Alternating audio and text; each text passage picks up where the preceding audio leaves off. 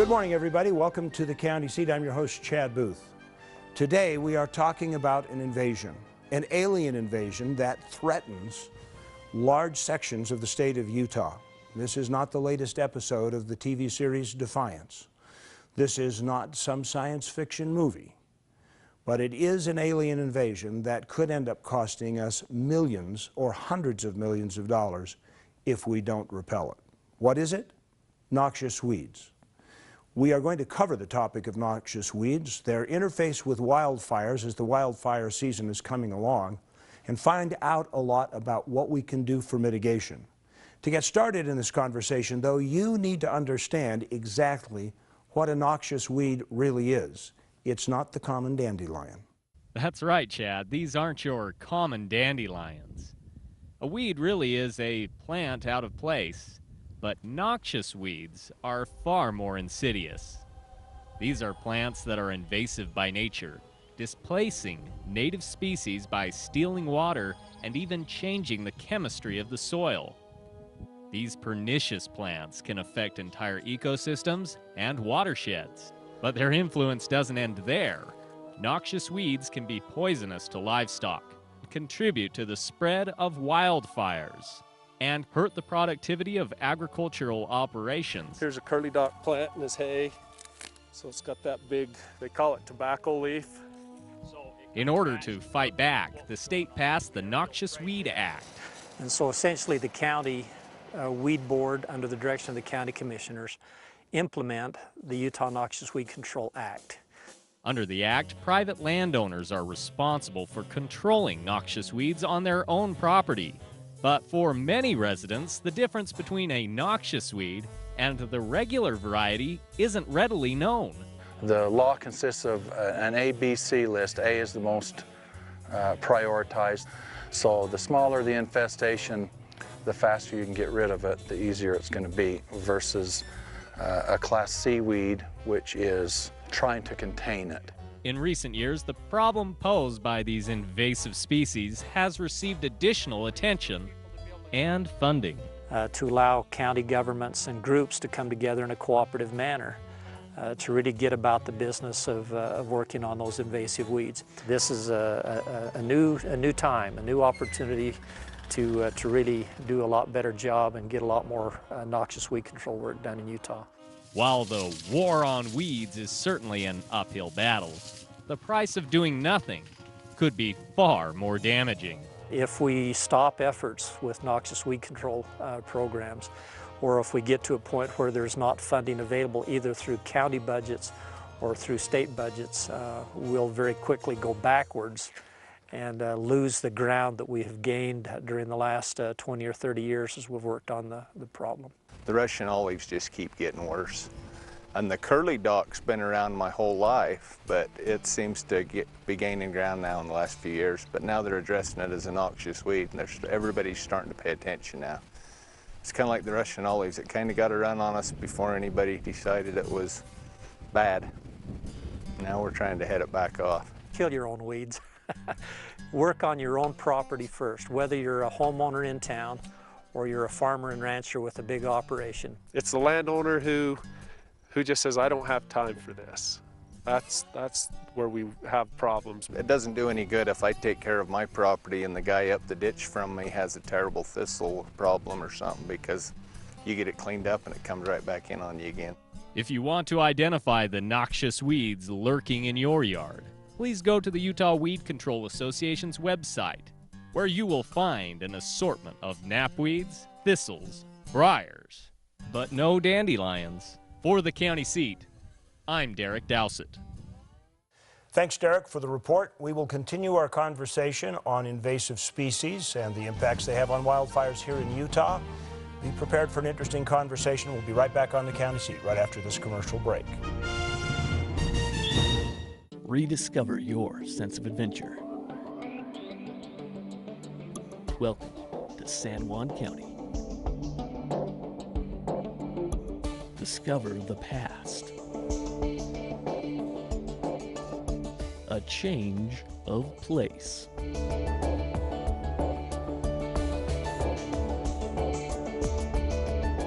Utah San Juan County, where life is elevated.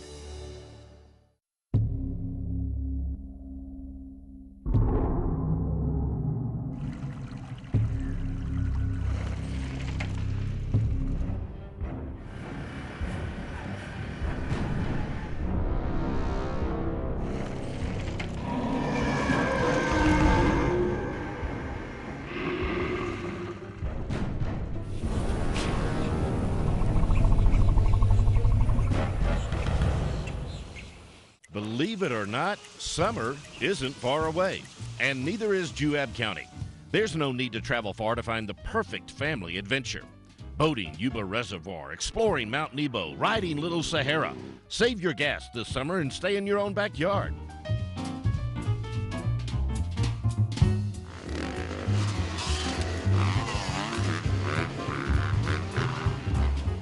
Juab County. It'll change your family forever. Kanab, base camp for your southern Utah adventures.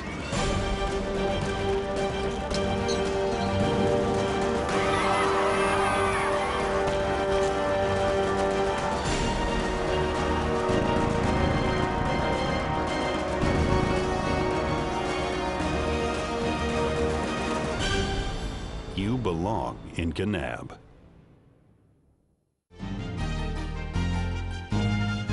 Welcome back to the county seat. Our topic today is invasive species and wildfire management. Joining us for discussion, Troy Forrest, who is the Grazing Improvement Manager for the Utah Department of Agriculture. I know I left part of that title out. We've got Dave Whittakin, who is the Uinta-Wasatch Cache National Forest Supervisor. Dick Bueller, who is the State Forester for the state of Utah. Gentlemen, thank you for joining us in this conversation today. 5 years ago, noxious weeds was a topic that people really, in the general public, didn't pay much attention to. We didn't know much about it, but it's become, in the last few years with the fires, the term comes up more and more in the press, people learn about it.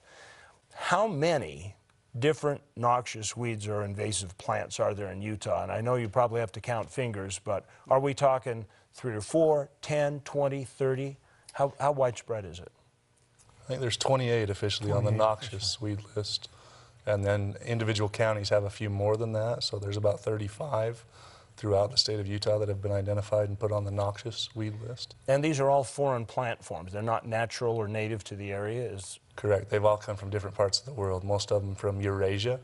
The steppes over in Russia is where the majority of our invasives come from, mostly because their climate's similar to ours. What is the state after? What is the Forest Service after? Well, I think the primary invasive species that really has a major impact on wildfire is cheatgrass. It's also called June grass.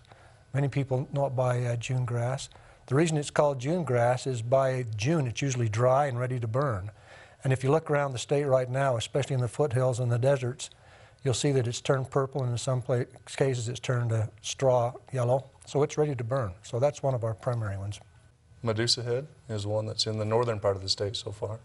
And then red brome is the one that's fueled a lot of the fires in the St. George area. It's a major problem in the deserts in the southwest portion of the state. Are there invasive species that really don't come into the fire mitigation but cause other problems? Yeah, there's a lot of plants that destroy wildlife habitat, and they displace native species and move them out of the way. And so we take serious interest in those because they affect our quality of life. They make it harder for the people that are grazing animals.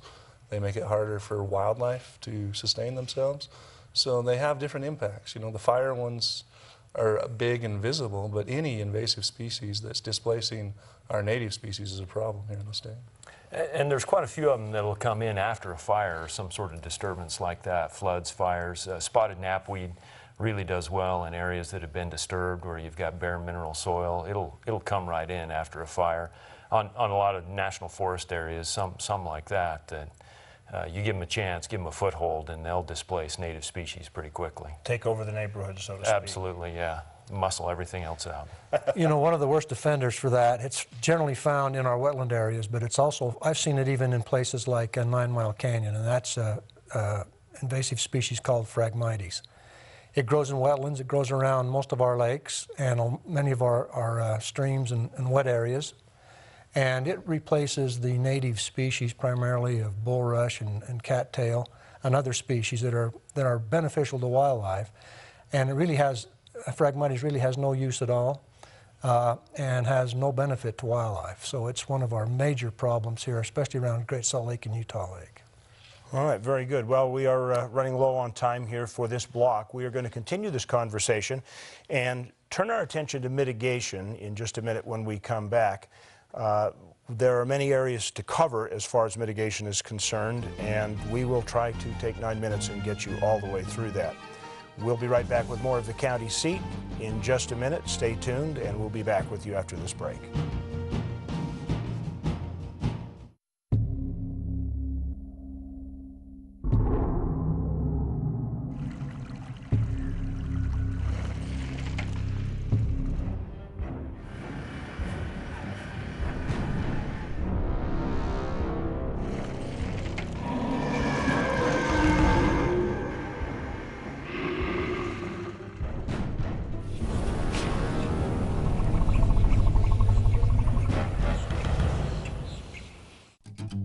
Carbon County is typically known for its industry and coal production, but that is not all. Utah's Castle Country has something for everyone. It is the home of the nationally recognized North Springs Shooting Range. North Springs provides gun hobbyists and professionals a practice and training facility that is second to none. Visit castlecountry.com for more information. The State of Utah School and Institutional Trust Lands Administration, SITLA, manages 3.5 million acres of Utah lands with the express purpose of providing financial support to further the education of Utah's students, while promoting local industry, oil and gas, even residential development, all at the same time. Through the careful use of trust lands, the School Land Trust Program will distribute nearly $37 million to Utah's schools this year. The State of Utah School and Institutional Trust Lands Administration, building the state's permanent school fund. You go through the day-to-day repeating what you did yesterday. Don't you wish you could access that piece of your life that's missing? Find the beauty, serenity, family fun, or anything else that's missing from your life in the Cedar City, Bryan Head area. Gain access to your adventure, whether it's camping, hiking, the arts, festivals, or just a getaway. Visit ScenicSouthernUtah.com for details on all the adventures that you can access in scenic Southern Utah.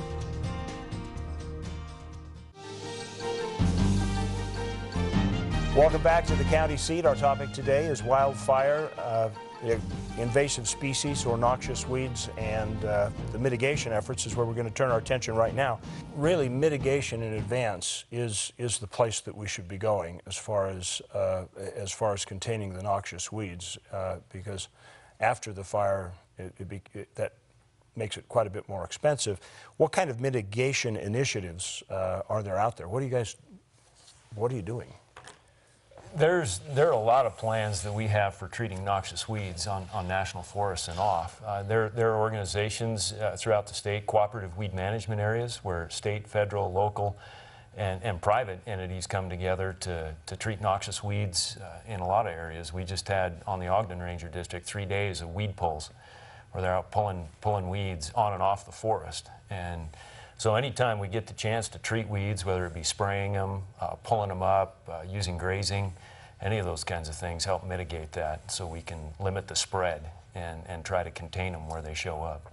What's the state got going on? Well, in areas where we have high incidence of wildfire, we try to put in some planting strips where we actually change a vegetation type from cheatgrass to species like forage kochia, which stays greener longer and doesn't burn nearly as fast, or doesn't burn at all, frankly.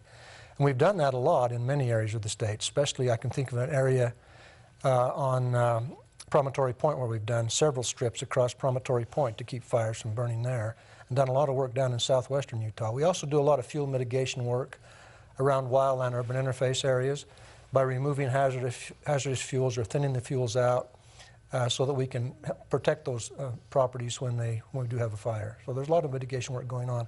Another really great program is the Watershed Initiative, and that is funded by a lot of different entities, including some nonprofit organizations, and we've treated over 1 million acres in changing vegetation, in planting species that are conducive to wildlife as well as domestic livestock, and reducing the potential for wildfires on about 1 million acres, which is a pretty good accomplishment. Let's turn our attention to the cost of this. Can you put a figure on what it costs to contain or put out one of these large fires, let's say like Milford Flats? Well, anytime you have a fire that's cheatgrass driven, the fire moves very quickly. Cheatgrass burns basically about as quick as any fuel that I've seen. And so it can go with a little bit of wind and low humidities, which we have a lot. Our worst fire seasons are when we have low humidities, high temperatures, and wind. And that happens a lot. Those are called red flag conditions. And these fires can move very fast. And so even catching these fires is sometimes quite costly, because it takes a lot of resources to catch them and to prevent them from destroying life and property, which is our main goal. But millions and millions of dollars are spent every year just putting out fires that are started by in cheatgrass areas. Then enough to like fuel a state or a small federal program, probably. Probably. The next question is that the entire cost? Because a lot of people will go, oh, okay, well, they spent $200,000 putting out this fire, or $500,000. That's not too bad. What other costs are there involved in that? Well, we're lucky if it only cost us $500,000. Most of the fires last year cost anywhere from $5 to $8 million to put out. And then after that comes the rehabilitation cost of planting other species of vegetation that are less prone for wildfire, and also doing the work to prevent mudslides and catastrophic events like that post-fire. And so there's a lot of money spent for rehab and reseeding. How quickly do you have to get on that? You know, if you're going to be effective, you got to do it the fall after the fire happens. That's minimum. That's in Utah. That's the time to plant after a wildfire, is in the fall, the season that it burns. So your window's very short. If you don't get vegetation on and established in that window just after the fire, you provide an opportunity for the invasives to come in and take over. You provide an opportunity for the erosion to happen and for city water systems and cities to get washed out. Because if you don't get that stabilization done right away, you've got problems, and it's going to get worse and worse. So, you know, we're talking about doing some preventive work, okay, and cutting strips. I kind of get the concept. You build a no-fire area so that when the fire bumps up against it, it just doesn't have enough oomph and heat to jump to the other side and continue. Is that the basic strategy? It is, and part of that's to cut the landscape into smaller areas so that we don't have potential for a 360,000 acre fire like Milford Flat was. If we can keep fire size to 5 or 10 or 15,000 acres, we have the ability then to go in and replant the right things in a timely manner. You know, that economy of scale comes into play, and if we have pre-thought and pre-planned, we can spend a little bit of money up front instead of having to come up with $25 or $30 million like it took to rehab Milford Flat after the fact, after they spent 15 or 20 million putting it out. If that fire had been contained, you know, there were areas in that fire where forage kochia was planted where that fire laid down, and they could have caught it. But they were just test plots that were 40 acres in the middle of the desert. If they'd have been a continuous strip that fire could have run into, that fire could have been considerably smaller. How wide does a strip have to be? You know, will a fire jump 20 feet, 50 feet, 100 feet?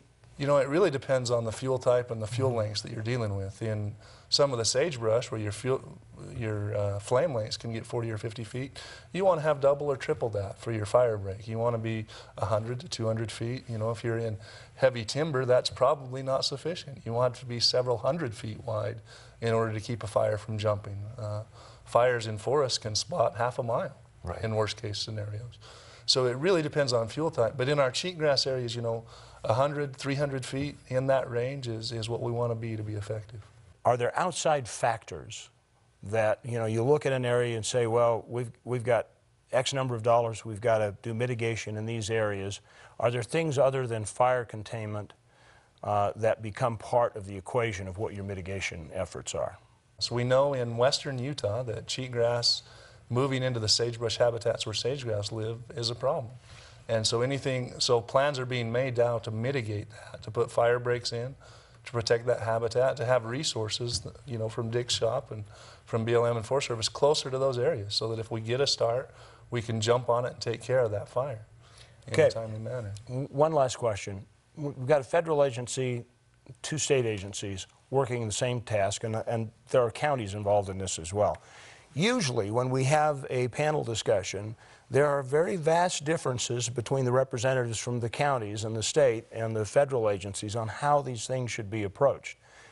Do you guys have a difference of opinion on how to approach this mitigation, control, and of the noxious weeds? Well, actually, my office, the State Forester's Office, represents the counties. We have signed agreements with all the 29 counties in the state. So we kind of take the lead and work hand in hand with the counties for wildland fire protection. I think our efforts with the federal agencies and with the counties work very well and complement each other quite well, because we're all trying to do the same thing and accomplish the same thing here, and that's protect life and property, protect our natural resources, try to reduce the impact on air quality for as much as we can, and those kind of things. Really, I think we work very well together and complement each other. That's actually very good to hear. We're going to take a break here on the county seat. We'll come back with a summary in just a minute. We have a couple more topics to put on the table. Stay with us. We'll be right back. Along Interstate 70 and Highway 89 is an area that is rich with high mountain peaks, vast forests, lakes, streams, historical sites, and a climate that is perfect for outdoor adventures, no matter what the season.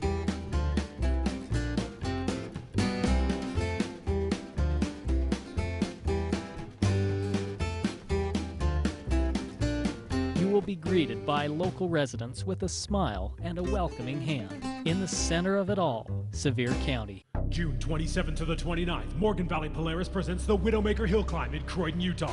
The world-renowned gravity-defying event is back, and this year it's bigger than ever.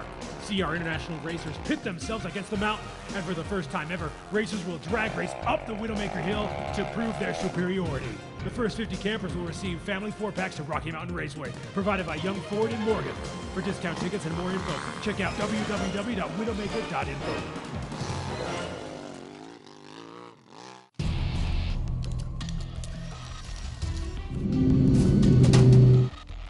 Unlimited opportunity for adventure. It's all about knowing where to look. ATV adventures, rock crawling events, art festivals, and wildlife events. The opportunities are limitless. Pick your adventure in Millard County.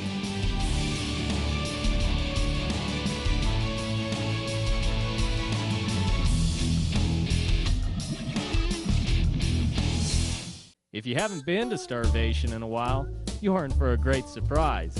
New campsites, new cabins, and beach improvements await your next visit. Just 3 hours away, but a world away from the Wasatch Front in Duchesne County. Starvation State Park is located 4 miles northwest of Duchesne, just off US Highway 40. Duchesne County. Close enough for business, far enough to get away. Welcome back to the county seat. We are having a conversation today about invasive species and wildfire management as the wildfire season is quickly approaching, or as Mr. Bueller said a few minutes ago, it's really pretty much already here with the cheatgrass or the June grass. So I just want to put a word out here and ask, you know, what should the viewers be doing? What's the most important thing that this audience can take away as far as helping the three of you and your agencies do your job? Dave, do you have? Well, I think awareness is a huge thing on noxious weeds. If people know what noxious weeds are out there, become familiar with them, when they see them, you know, they could pull them. You know, if they see them on their own property, they could spray them. We're doing our level best to spray them and deal with those things. And then during fire season, you know, on federal lands, we've got certain restrictions. Fireworks are always prohibited on Forest Service lands and BLM lands. So, you know, if they can do anything to keep from starting a fire in the first place, it makes it a lot easier for us to deal with. So prevention is the key word. That's what we'd like to, the message we'd like to give as well is people need to be aware. They need to be ever vigilant to make sure that they don't start fires. We actually catch 98% of our fires in initial attack. And last year we had 50% of our fires were human caused. That means 50% of the fires could have been prevented if people would have just taken the necessary precautions to do that and been more careful. So we'd encourage the public to be careful with fire, to make sure that they understand fire restrictions where they're at, and make sure that they get the proper permission that they need to have fires if there are restrictions on. There are no state restrictions on right now, but when that happens, they need to be aware of those areas. What are some of the more effective ways of doing this that, you know, we mentioned spraying, you talked about pulling weeds, but there must be other things that out on the rangeland that actually help control. There are, you know, we can use grazing as a tool. There's a good picture that we took this summer on a fire, and the fire burned right up to a barbed wire fence, and the fire quit. And so that would lead you to believe that, well, barbed wire fences stop fires. They don't? No, what had actually happened is the one side had been grazed, and the cows were not even there anymore, but they'd grazed it and left. The fire burned, and when the fire ran out of fuel to burn, it stopped. And, you know, the line of demarcation was the fence that controlled the cattle that were there. So we can look at those types of things. You know, grazing cheatgrass, as insidious and bad as it is livestock feed. And livestock, when they use it at the right time of year, that can be an effective tool to mitigate and take that cheatgrass out of the equation and lessen the fuel loads, which means the fire's not going to be as successful at taking out and destroying large landscapes. So it's timing and having the cows there at the right time to have the treatment work. There's a lot of tools in the toolbox, actually. One of them is a biological control. We've been really successful in using a beetle that has defoliated a lot of the tamarisk along the Colorado River in certain parts of Utah. We've introduced this beetle, and they've actually ended up killing the trees. So we go back in, we remove the trees either by fire or by cutting and removing, and then we plant native species. And fire isn't all bad. We've got to make the point that fire is not all bad. Sometimes fire is a good thing, but it needs to be controlled. It needs to be well used and under proper conditions and proper management. And it can be a helpful tool as well. So fire, spraying, pulling, and also the biological methods are ways we can help prevent. Is there an urgency about getting this contained and getting these species under control? I mean, what if we put it off for 20 years as these species are popping up? Well, you're talking, you know, a problem that millions of dollars would solve right now. But if we let some of these weeds go to the extent they've gone to in Montana or California or different places, then you're hundreds of millions of dollars. If you let the invasion come, if you don't take it when it's small and control it, it's just like a huge, slow-moving fire. It'll roll through the landscape, and the weeds will take over. So we need to be very strategic. Find those weeds that are just starting and contain them before they get a foothold, because that's the best dollar spend, is to be preventative, to be smart in the way that we do this. Gentlemen, thank you for joining me today on this topic. It's been very informative. Thank you for watching, and thank you for participating. You know, county level government and issues that are close to home is right where your life happens. You need to be involved in whether it's fire mitigation or local governmental agencies. You've got to know what's going on. So get involved, tell your friends, visit our website at thecountyseat.tv. You're also welcome to make comments on our Facebook page. Thanks for joining us. We'll see you next week on The County Seat.